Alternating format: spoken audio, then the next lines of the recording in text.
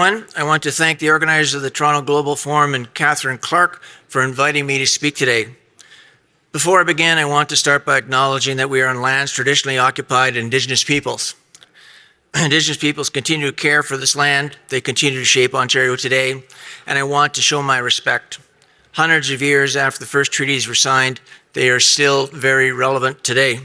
I acknowledge we are meeting in the area covered by Treaty 13, also known as the Toronto Purchase, and I pay my respects to the Mississaugas of the credit. Before I begin my formal remarks, I just want to give some statistics about Ontario and mining in Ontario, and in fact how important it is. Obviously, we're already one of Canada's top mineral producers, and is in the top 10. Ontario is in top 10 of the world for exploration spending. $878 million was spent on exploration in Ontario last year. That's 24% of all spending in Canada, and it is a 55% increase from 2020. In 2021, Ontario generated $11.1 billion worth of minerals, including $5.8 billion in gold and $3.1 billion in critical minerals. This industry sustains 75,000 jobs across Ontario and is the largest private sector employer of Indigenous peoples, accounting for 11% of mining jobs. So the title of this session or this conference is Charting to the New Economy. So let's back up. If we're going to be talking about the economy here in Ontario, you must be talking about mining. You must mine sustainably. So then we're talking about sustainable development. And sustainable development is development which meets the needs of the current generation without sacrificing the needs of future generations. So when I started in mining, and it's a long time ago now, we first talked about sustainable mining in the early part of the 80s, and it was formally recognized, I think, in the Rio Conference in 1992. There's three main pillars, and of course that's economic, and it's social, and it's environmental. And when we first talked about mining in Ontario, I think we thought we were doing a pretty good job. But when you unpacked the definition of sustainable development, you take a look at generation. The first thing you understood, of course, was there was a whole generation that was not included, and that was the generation of Indigenous people. They had been totally forgotten in the development in mining in Ontario and largely throughout the world. And I was working with Placer Dome at that time, and we immediately started a process of educating ourselves and the people of the companies that were around us. And we were talking about the Indian Act. We were talking about understanding that the Aboriginal people, the Indigenous people, had not succeeded in voting since 1960. So at that time, we started aggressively developing impact benefit agreements. In Musselwhite Agreement, we had some very successful ones signed. There are five of them that were signed in Musselwhite at that particular time. So we thought we were on the track. Now, the part of the environmental, let's pick on Musselwhite there a little bit as well, because we understood that obviously we had to do a better job, and we did. And right now, I can tell you, most operations in Ontario, the discharge water is cleaner than the intake water. So you think about 50 years ago where Sudbury was, and 50 years ago they were building the super stack to clean their air. 50 years later, Valley is spending $1.5 billion to eliminate CO2 and sulfur dioxide out of the air. So 50 years later, that's the definition of sustainable development. We're doing a better job in all aspects of what we do. If you take a look at Valley, they've already pledged that any new operation will be an EV operation. Very, very important. As I say, it's not just mining, it's how you mine. Now, the needs of the economy, the needs of the generation, well, obviously they've changed.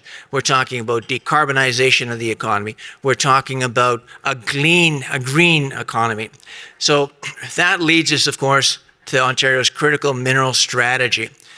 Now, that's a strategy that's based on a couple of things. Number one, Securing the supply chain.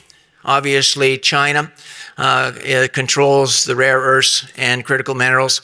And if you just take a look at what's happening in Europe, and if you take one sovereign nation that controls the energy, we'll see what's happening in Europe right now because Russia controls the natural gas supply in Europe. If we're going to control the next generation of energy, it's going to be based on battery materials. It's imperative, of course, that those minerals be mined. Obviously, we can't be green if we're mining, unless we're mining. Nothing will happen to transform our economy without mining. So consequently, the strategy is based on marrying the mineral potential in Northern Ontario with the economic might of Southern Ontario. We have what the world needs from a critical minerals point of view. We have lithium, we have nickel, we have copper, we have cobalt. We just opened a mine in Sudbury that was owned by Valley. They spent close to $1 billion, and they're producing. This was a mine that was closed down in 2009. They've rehabbed it, spent $1 billion, and they're producing nickel and copper and cobalt. Again, if you take a look where and I'll pick on Sudbury here again, 50 years ago in Sudbury, the lakes were dead and the landscape was moon-like. If you're in Sudbury now, you're going to take a look at one of the most beautiful places there is in North America because it's surrounded with foliage. The lakes are alive, and it's quite an achievement that's been achieved in the last 50 years. From a social point of view, let's take a look at what we're doing in Ontario. We recognize that nothing is going to happen in Northern Ontario or virtually anywhere in Ontario without the full partnership of the Indigenous people. And that's what we're doing. As we concentrate on and focus on developing the Ring of Fire, that holds possibly $1 trillion worth of minerals. It's being dealt and it's being led by the Indigenous people. There's at least two very progressive chiefs out there, that Wabakay and Martin Falls, that in fact are doing that. They are leading the charge with the environmental assessment process because they recognize it's what the people want.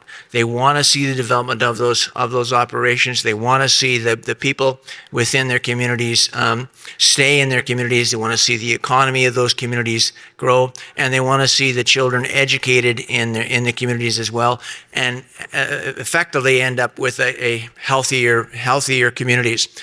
The province of Ontario is spending $1 billion expanding hydroelectric facilities, broadband, building roads, $1 billion. There's 6 particular processes that are involved here in the Ring of Fire. In the development of critical minerals, of course, is the exploration potential. We're spending multi-million dollars to encourage the junior sector to develop these operations. We're spending hundreds of millions of dollars in building the process facilities. Electrominerals and cobalt is just one of those examples. We're developing the programs with the education of the Ministry of Education, so that in fact the people will be able to find jobs in the sector.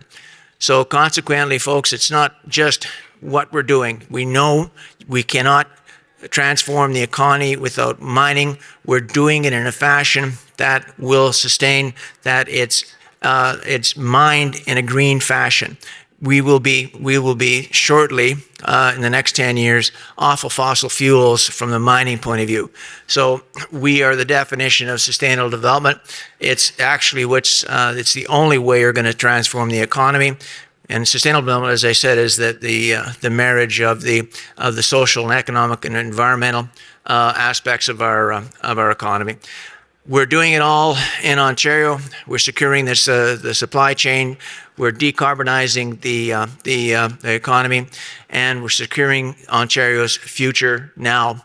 It's a central plank of the province's economic development, and it's led by our Premier Ford, people like Minister Fideli, as well as we secure those contracts with the largest users of the next generation of materials that's going to be required to transform our economy. I think this is hard to do this in 10 minutes because it's a huge topic, But essentially, this is the essence of mining in Ontario. It's based on sustainable development. And again, it allows the current generation to meet their needs without compromising the next generation's ability to meet theirs. Thank you very much. That was exactly 10 minutes.